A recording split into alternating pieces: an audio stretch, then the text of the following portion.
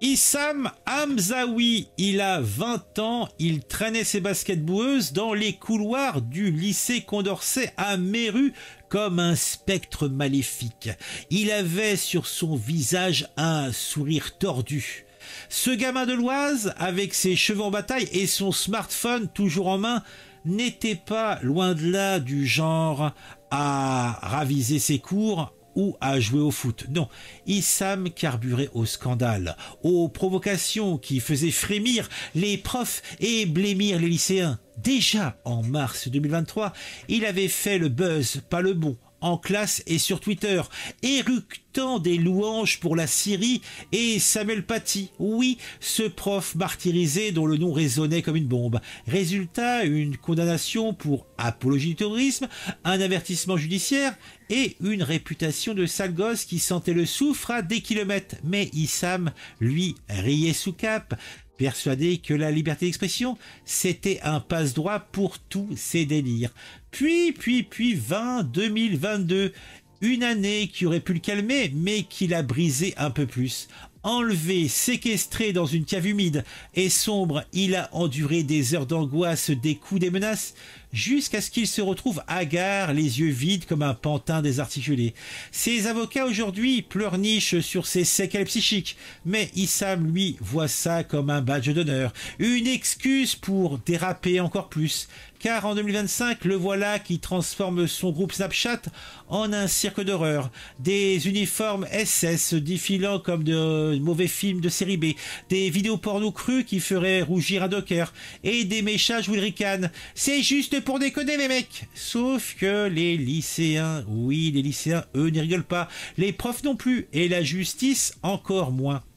C'est le 12 mars 2025 au tribunal de Beauvais que Issam entre menotté, encadré par des matons, oui, des bâtons qui le regardent comme une bête curieuse. Oh, son visage est pourtant impassible. Oui, il est impassible le gars. Oui, il cache un mélange de défi et de panique. 2 ans ferme, tonne le juge. Et Issam sent son estomac se tordre comme un serpent piégé. Pornographie, nazisme, apologie, un cocktail explosif qui lui vaut une cellule à Fleury plutôt qu'un retour à Méru. Ils m'ont eu ces courbes, murmure-t-il en ajustant ses menottes, un sourire ironique aux lèvres. Derrière les barreaux, pas de réseau Snapchat, pas de croix gammée, pas de vidéo X, juste le silence et le souvenir d'une cave qui l'a peut-être poussé à ce délire et qui n'excuse pourtant rien.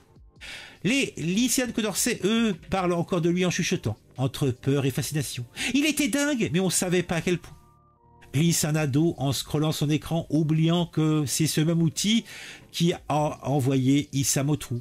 Et Méru, ce coin paisible de l'Oise, reste marqué par ce gamin qui a transformé un lycée en théâtre d'ombre. Entre uniforme nazi et obscénité numérique, Issam, enfermé, rigole encore dans sa barbe. Au moins, j'ai fait parler de moi. Eh oui.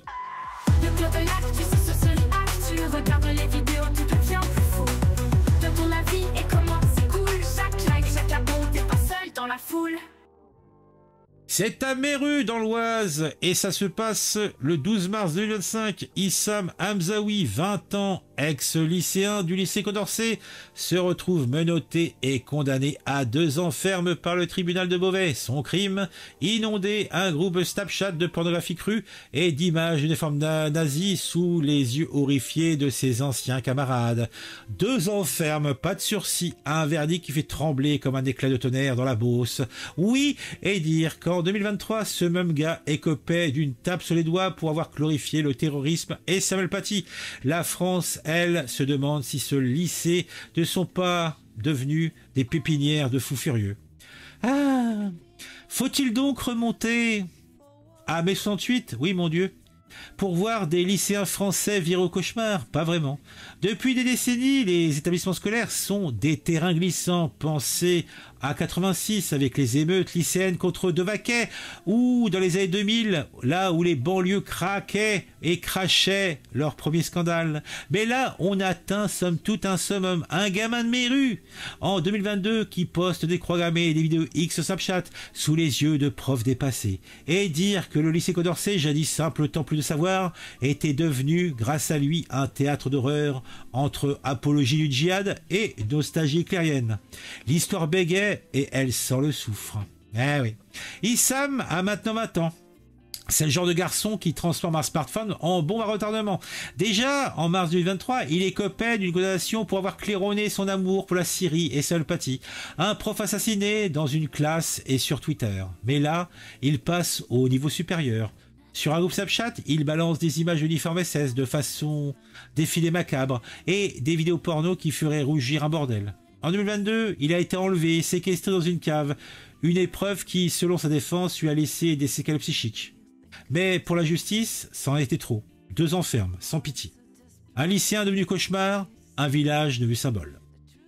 Ah, peut-être qu'Issam, ce pauvre gars de 20 ans, n'est qu'une victime des pressions d'un monde qui l'a broyé. Séquestré, traumatisé. Il aurait posté ses horreurs comme un cri d'aide, un délire d'un esprit visé. Les lycéens, avec leur smartphone, seraient les vrais bourreaux, riant de ces dérapages au lieu de tendre la main, mais non... Il faut être sérieux. Un uniforme nazi, c'est pas un cri, c'est une menace.